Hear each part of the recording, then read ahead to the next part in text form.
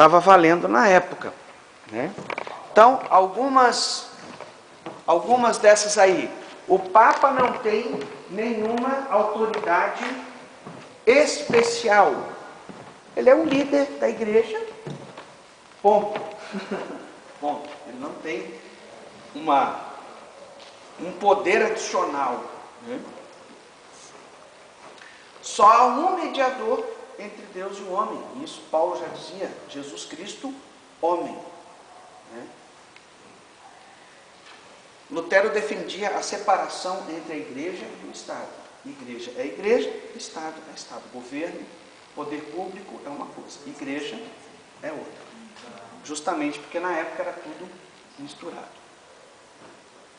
O Papa e os padres e os bispos e os arcebispos e seja lá quem for, não tem poder para perdoar pecados, né? Isso principalmente por causa da venda das indulgências. As indulgências não podem servir para anular a culpa do pecado, né? Realmente é uma coisa tão absurda, não faz, né, nenhum sentido. Quando eu falei lá, né, que Martinho Lutero revolucionou não só a religião, mas também a educação e a cultura, está aqui, ó, defendia a educação de fiéis na Escritura. Vocês viram lá no filminho, quando ele fez as 95 teses, né, tinha uma gráfica lá, né, que pegou, copiou aquilo que ele escreveu, tirou um monte de cópia, né, alguém bancou aquilo, então aquela questão da burguesia, bancando também a reforma, né. Mas, vocês viram, já tinha imprensa, né. Quem inventou a imprensa? Gutenberg. Justamente nesse período, aonde? Na Alemanha. Então, vocês vejam, essas coisas todas, elas, né, favoreceram a instituição da reforma. Então, o primeiro livro que que Gutenberg imprimiu foi a Bíblia Sagrada. Qual Bíblia? A Bíblia que Martinho Lutero tinha traduzido do latim, da Vulgata Latina para o alemão, língua do povo. Inclusive, essa tradução da Bíblia de Lutero, juntamente com os escritos, com os livros que ele fez, né, veja só, eles organizaram, estruturaram a língua alemã. Então, Lutero, pelo seu conhecimento, ele organizou, estruturou a língua alemã. Então, a língua alemã que se tem hoje é fruto da reforma protestante.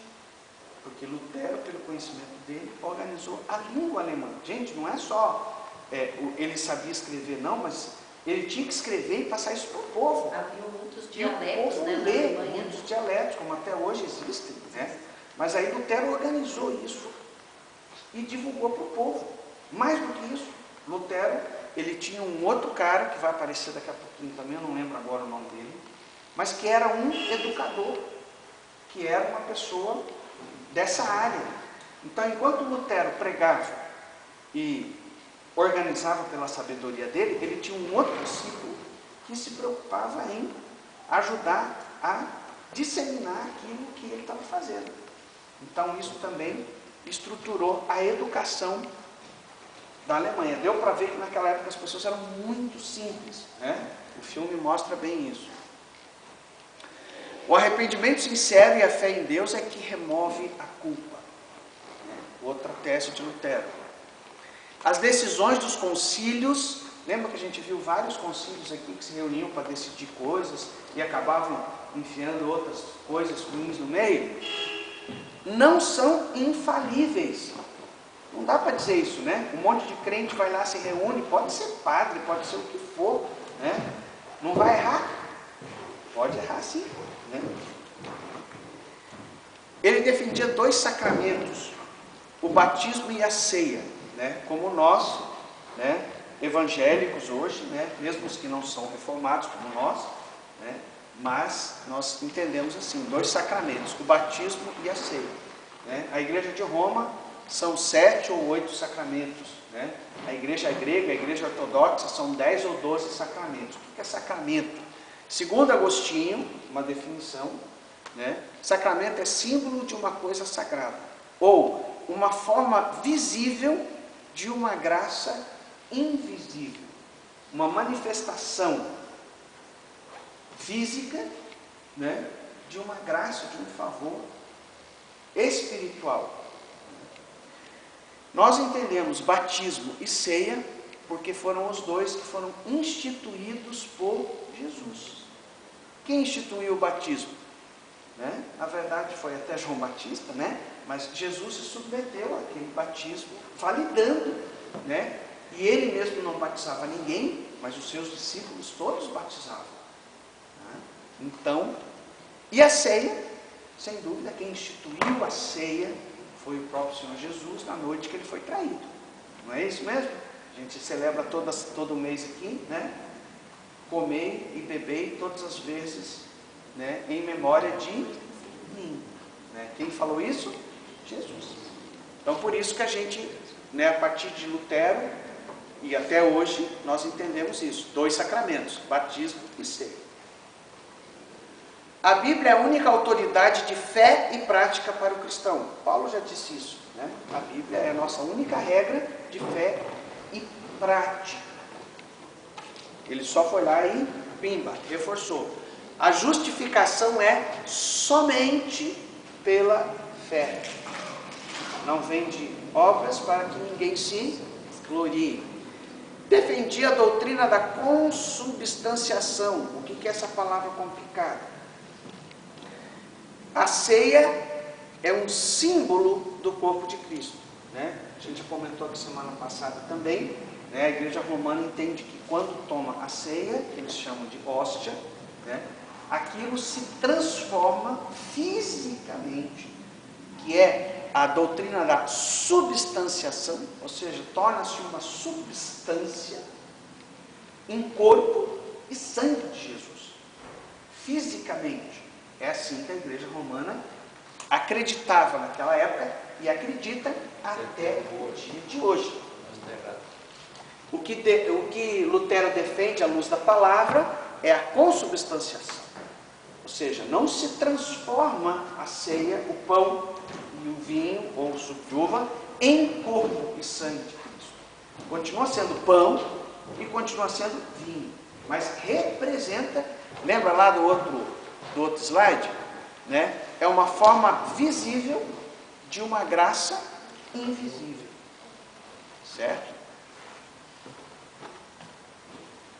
Era contra a veneração de santos, as imagens da igreja, relíquias, né, aquilo que a gente falou lá, das partes do corpo dos santos, e das penitências, né, que se fazia também muito naquela época, né, que até hoje faz, subir escada, né, se castigar, autoflagelação, né, com chicote nas costas, e coisas desse tipo. O cara é evangélico. Não, ele fundou o negócio. O cara é evangélico. Ele que fundou o negócio. Tem. E ele era contra o celibato do clero. O celibato a gente estudou ali, foi instituído mais ou menos em 1200 depois de Cristo, para fazer o quê? Para combater a degradação da igreja, a prostituição, as traições que aconteciam dentro do clero, os padres, bispos, o próprio papa, etc. Vocês viram o comentário que o cara fez ali uma hora, explicando para o outro? O papa fulaninho de tal, né, casado, 3 mulheres, adúltero, não sei o quê. Né? Ele falou ali no filme uma hora, não sei se vocês prestaram atenção. Mas era normal isso. Né? Eu consegui achar aquele filme também, que eu comentei com vocês na aula passada, O Nome da Rosa, tem disponível também no YouTube, se vocês procurarem tem. Esse filme mostra bem, né, a parte podre dos monastérios que tinha naquela época. O filme é tenso. Então, vocês viram ali também no filme, é claro, Martinho Lutero era um padre, certo? Por isso ele era celibatário, ele não era casado, né? Porque ele era vinculado à igreja. E vocês viram ali no comentário dele, a intenção de Lutero nunca foi dividir a igreja. A intenção de Lutero sempre foi organizar a igreja, estruturar a igreja e tirar a igreja dessas coisas ruins, né? Era isso que ele defendia. Tirar o celibato, não? Tirar tudo isso. Ele casou? 95 teses. Sim, o filme mostra, inclusive, ele se casou com uma ex-freira, né, que se converteu, né, e daí ele se casou com ela. Mas bem, Mais né, pra frente. no final do filme mostra isso. Não faria sentido, né? Não faria sentido ele ser contra o celibato do clero, depois que a igreja excomungou ele, né? Lançou ele nas trevas, né? Segundo o entendimento da igreja, ele sabia que não, né? Ele tinha mais que casar mesmo, né? Além disso, uma outra coisa que Lutero fez foi trazer a liturgia da igreja, que era toda da parte do padre, vamos dizer assim. Então o povo ficava todo em silêncio e o padre falava as verdades que tinha que falar. O povo só vinha, tocava como a gente falou aqui, nas relíquias, né? Para ganhar perdão dos pecados, botava o dinheirinho na caixinha e voltava para casa, né? Lutero fez diferente, ele trouxe, né, o culto, a liturgia para o povo. Então ele traduziu a Bíblia para o alemão, para o povo ler a Bíblia. Ele ensinou o povo a ler o alemão, ensinou o alemão para o povo, né, para o povo poder ler a Bíblia. E ele trouxe os cânticos, que antes, aqueles cânticos bonitos lá, vocês viram lá? Os cantos gregorianos, né? Isso chama aqui, é lindo aquilo, né? Eu gosto de ouvir. Mas era só algumas pessoas, um grupo que ficava lá, um pouco. Ele trouxe isso para dentro do povo, né? Hoje a gente tem nas nossas igrejas aí o tempo de adoração, de louvor, que é tão bom, né? Quem instituiu isso foi Lutero, né? E um dos hinos mais fortes, né, e que atravessa aí todos esses séculos até hoje, é o Castelo Forte. Né? Talvez vocês já tenham ouvido, se não ouviram, vão ouvir agora. Né? É composição de Martinho Lutero, ele fez. Né? E essa versão aqui é uma versão de um grupo chamado Vencedores por Cristo, eu gosto muito. Né? Eu podia ter colocado aqui uma versão gregoriana, Castelo Forte, né? Mas, vamos ver, essa letra é muito forte. Só um detalhe dela, o seguinte: quando Lutero escreveu essa letra, ele tinha acabado de perder 2 ou 3 amigos dele, queimados na fogueira pela Inquisição. Eram amigos, eram parceiros dele, tudo. Ele conseguiu se livrar, mas esses aí, a igreja foi lá e pegou e pôs na fogueira. Logo depois disso, ele, emocionado com essa situação toda, ele escreveu. Então vocês vão ler que a letra é forte. Então presta atenção na letra, a música é bonita, mas presta atenção na letra, tá bom?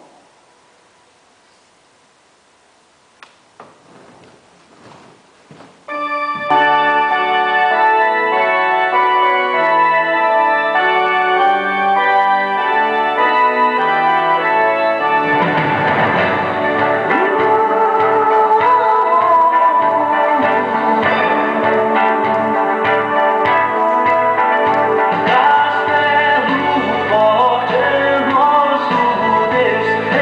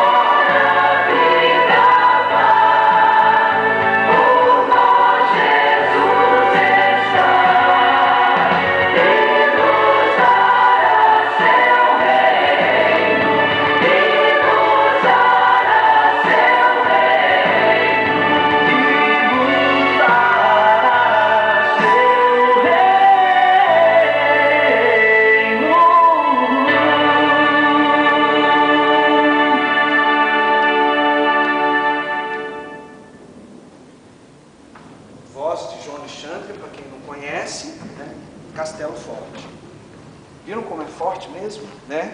Então Lutero escreveu essa canção, eles cantavam na igreja, principalmente depois desse momento aí, né?